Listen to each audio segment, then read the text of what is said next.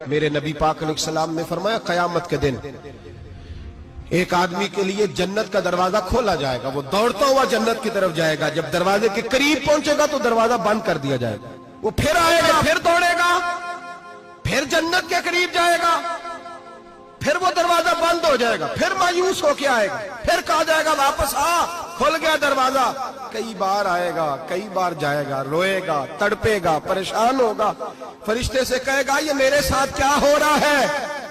تو وہ فرشتہ کہے گا وہی ہو رہا ہے جو دنیا میں تو اللہ کے بندوں کے ساتھ کرتا تھا، تو لوگوں کے مذاق اڑاتا تھا، بوڑھوں کا مذاق اڑائے، بیماروں کا مذاق اڑائے، غریبوں کا مذاق اڑائے، وہ سمجھدار ہے؟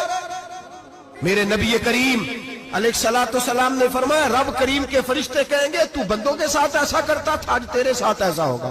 اب میرے بھائیوں بہت زیادہ نہیں کرتے لوگ آج مذاق؟ بڑا ظلم نہیں کرتے؟ تکلیف نہیں دیتے؟